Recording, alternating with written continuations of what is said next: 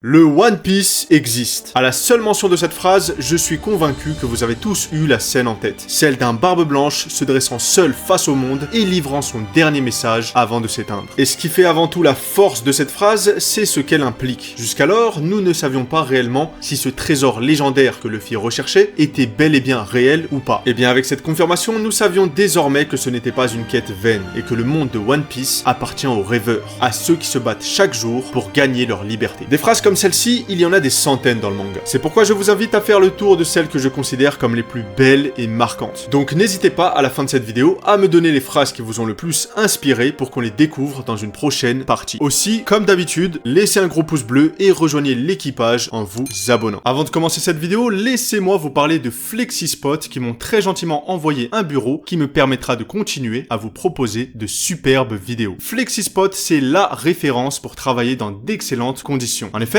il propose une large gamme de bureaux et de chaises ergonomiques qui vous permettront de travailler tranquillement. Le bureau qu'ils m'ont envoyé me permet de choisir de travailler assis ou debout, tout cela grâce à un bouton très pratique qui me permet d'ajuster sa hauteur en quelques secondes. Et ça pour le coup c'est idéal si vous passez de longues heures devant l'écran, parce que pouvoir changer de position au cours de la journée va vous permettre d'être moins statique et donc de vous éviter un potentiel mal de dos. À part ça, le bureau est de très bonne qualité et il est très solide. La preuve, j'ai pu poser tranquillement mon énorme trophée des 100K dessus. Donc si ça vous intéresse, je vous invite à faire un tour sur leur boutique Amazon qui propose un large choix de produits, que ce soit pour travailler ou même jouer dans un confort optimal. Toutes les informations sont en description et surtout, avec le code EC5 Flexispot, vous avez 5% de réduction sur ce bureau, donc vous pouvez vous faire plaisir.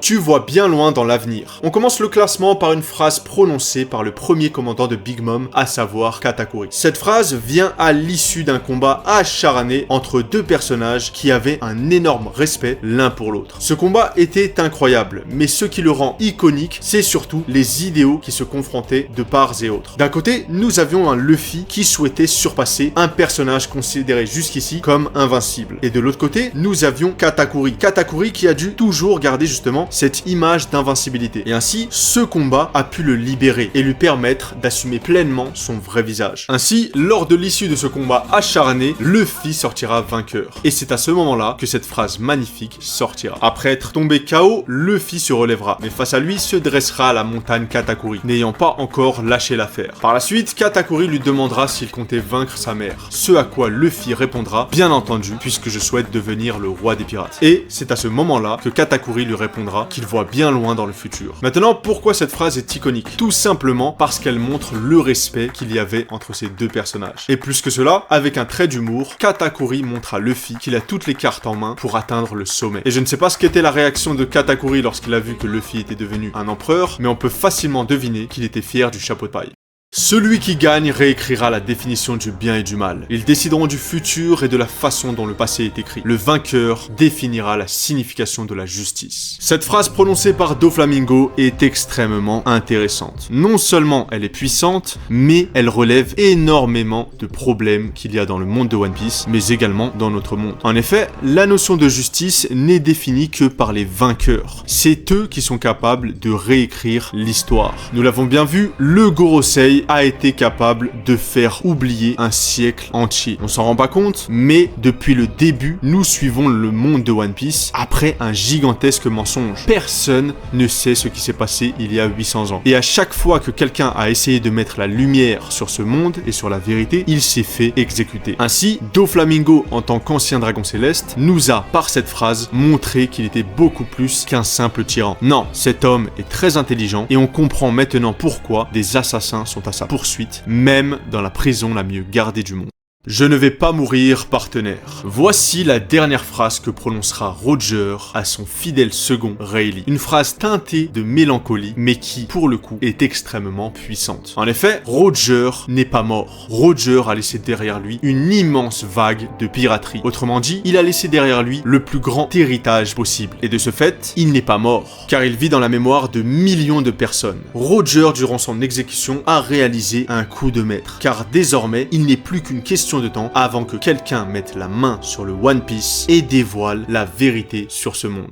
Vous feriez mieux de courir, bande d'idiots, car jusqu'ici, vous n'avez fait que jouer aux pirates. Chapitre 824. Kaido prononcera ces mots face à un Kid totalement bousillé. Ah, le mec, il a dû bien le tabasser. Bref, pourquoi Kaido disait cette phrase? Tout simplement parce qu'après être tombé face aux Supernova, il a démoli Kid et a réussi à recruter Apu et Hawkins. Et ce qui fait de cette phrase une phrase très marquante, c'est le fait que jusqu'à présent, on se disait, bon, les Supernova, ils sont chauds. Ils arrivent à faire leur place sur le nouveau monde, donc voilà, ce n'est plus qu'une question de temps avant qu'ils fassent de grandes choses. Sauf que non, Kaido est arrivé et a montré qui c'était le boss. Le gars a littéralement dit à Luffy et toute sa clique de Supernova que c'était des bleus, qu'ils ne savaient encore rien de ce monde. Et effectivement, lorsque l'on voit le chemin que Luffy a dû parcourir pour vaincre l'empereur Kaido, on comprend bien ce que disait ce dernier. Veux-tu retourner le monde sans dessus-dessous avec moi? Cette phrase prononcée par Goldie Roger pourrait être banale, mais pourtant elle est surpuissante. En effet, à ce moment précis, Goldie Roger venait de faire la rencontre de son futur second, son premier Nakama, Rayleigh. Ainsi, c'est à ce moment-là qu'a commencé la grande odyssée de celui qui allait devenir le roi des pirates. Roger aura vécu une vie à 1000 à l'heure, et on sera tous d'accord pour dire que son objectif premier, à savoir retourner le monde sans dessus-dessous, a été réalisé. En trouvant le One Piece,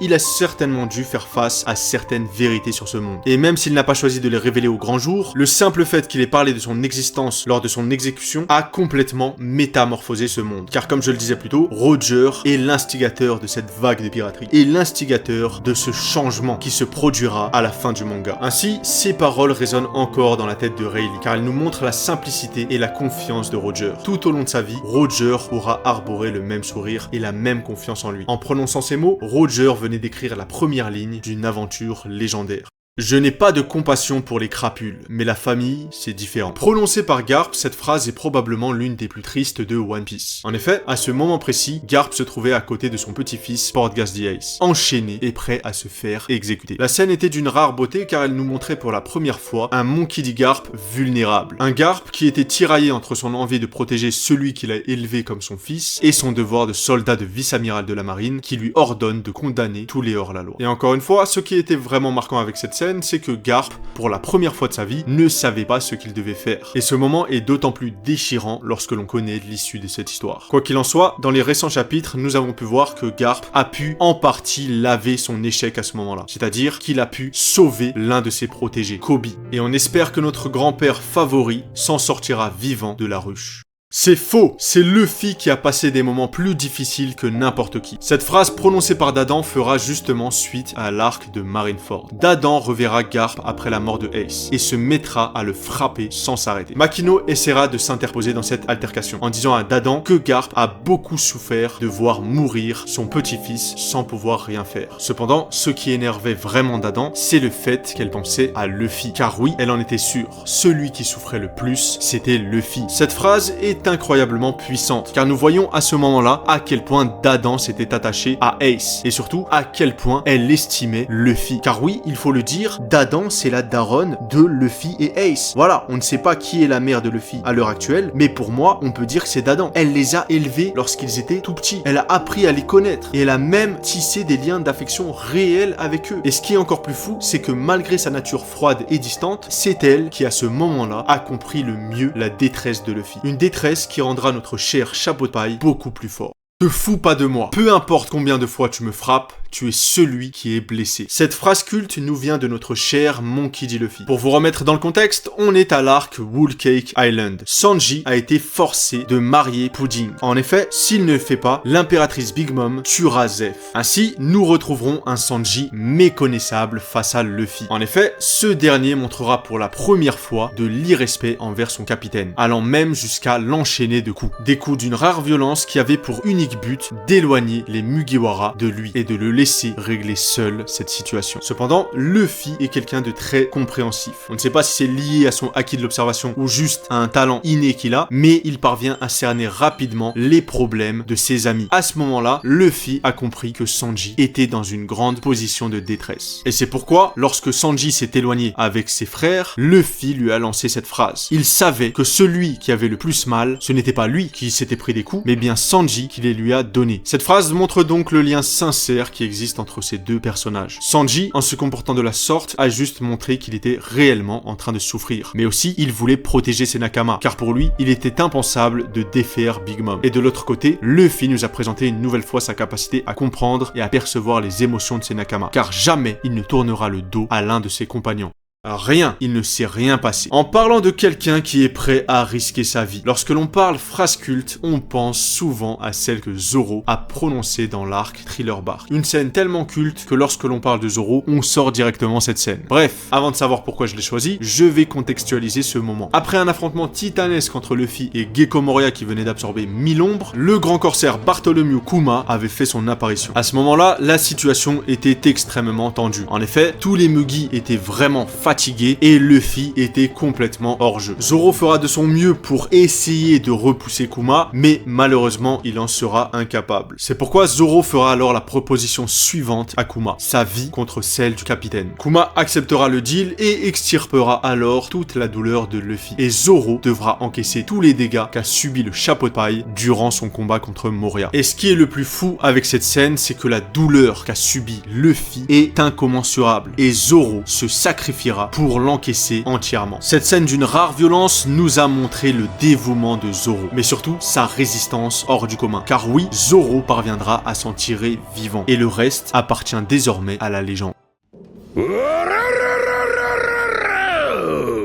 Tu prétendais devenir le roi de quoi déjà, hein gamin? On termine avec une des phrases les plus épiques du manga. Cette phrase a été prononcée par l'empereur Kaido, et autant vous le dire, elle m'a donné beaucoup de frissons. En effet, après avoir mis un coup destructeur à Luffy, nous étions tous choqués de voir que celui-ci était complètement inconscient. Cette phrase totalement culte avait donc pour rôle de nous montrer tout d'abord que les Yonko sont à des années-lumière du niveau des grands corsaires, et surtout que Luffy avait encore énormément de progrès à faire, même après avoir vaincu Katakuri. Et cette phrase était excellente car elle provoquait chez le lecteur un sentiment de détresse et de désespoir. On se sentait mal pour Luffy et on se disait que cette épreuve serait infranchissable. Car oui, pour Kaido, Luffy à ce moment-là, c'était qu'un gamin, c'était qu'un petit pirate, c'était qu'un mec qui faisait mumuse avec son bateau et son équipage. Mais face à un véritable empereur des mers, Luffy ne pourrait jamais devenir roi des pirates avec ce niveau. Bien sûr, vous le savez tous, quelle que soit la taille de l'obstacle, Luffy le franchira. Et sa victoire contre Kaido nous l'a prouvé une nouvelle fois. En tout cas, une chose est sûre, avec la fin du manga qui approche de plus en plus, le nombre de phrases cultes ne fera qu'augmenter, et cela pour notre plus grand plaisir. Je vous laisse donc à vos claviers pour me faire part de vos citations préférées, et on se retrouve très bientôt pour de nouvelles